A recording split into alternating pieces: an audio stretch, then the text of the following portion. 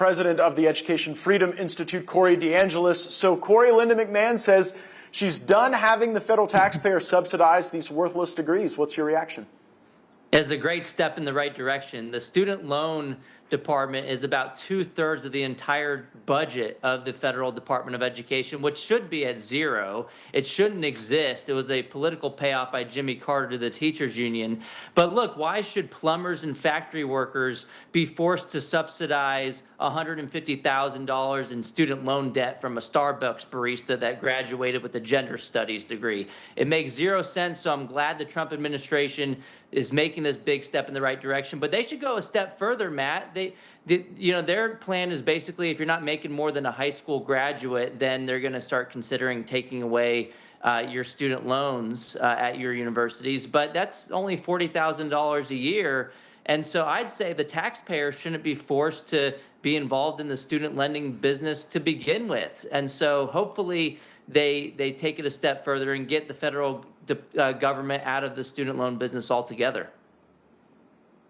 No, I totally agree. And frankly, I have a very controversial position on the subject. I believe that students ought to be able to discharge their debts through bankruptcy. And I don't say that because they should be rewarded for the bad decisions of taking those loans.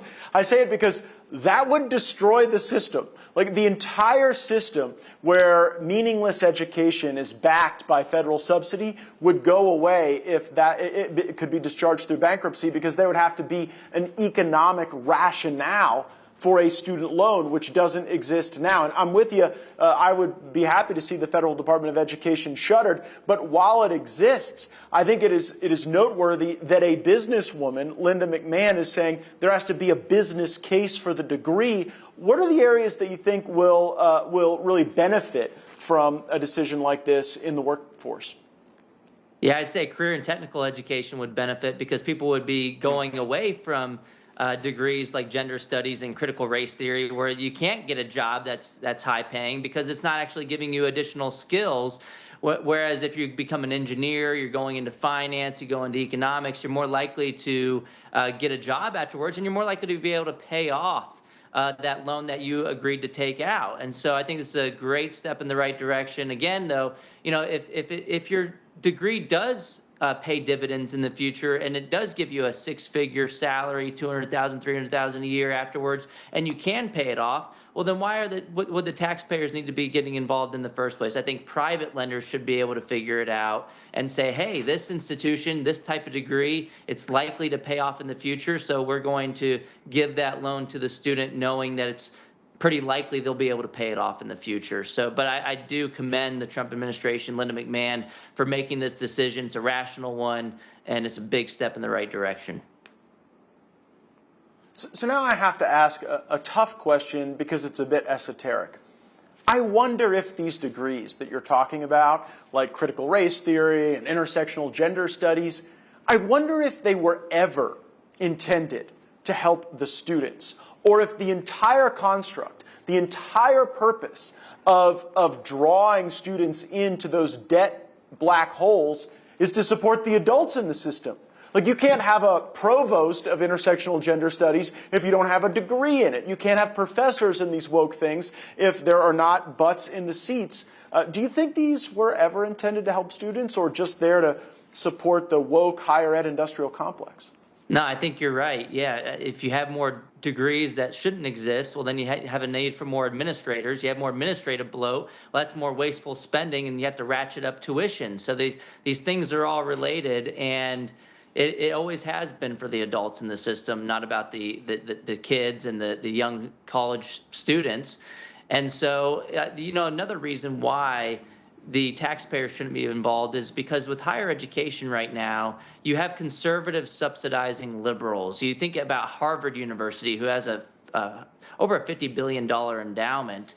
They 95% of their political contributions in the last election cycle of people affiliated with Harvard went to Democrats, and fewer than 3% of their professors identify as conservatives. It's a one-sided political operation, and we need to put a stop to it. Some in the left-wing media are freaking out over this new contract between us at OANN and YouTube TV. It's dangerous. that One American News is being platformed on such a large digital streaming pay TV provider. You're freaking out about the fact that people have choice. You know, like people can't be allowed to hear what they have to say.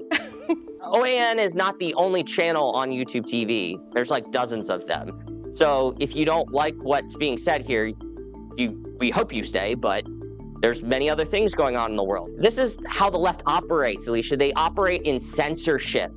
They don't believe in choice and letting people do their own homework. This is the way the authoritarian left works. They don't believe in choice because they don't like the fact that we don't live in the 1960s anymore with 3 networks and your local newspaper. We have to respect freedom of the press, the First Amendment, free speech. Remember that. I want to begin tonight by welcoming and thanking all of our new viewers on YouTube TV.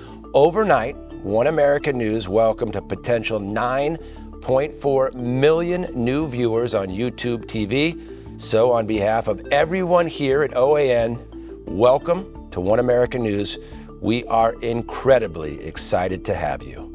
This will allow all YouTube TV subscribers to enjoy 16 hours of live news coverage every single day, as well as all of AWE's lifestyle, travel, and family programming, and it will be available in YouTube TV's baseline package. Now, the Vice President and Global Head of Media at YouTube, Justin Connolly, said this about it. Our goal has always been to provide our subscribers with a wide range of content, which is why we're excited to bring One American News to YouTube TV.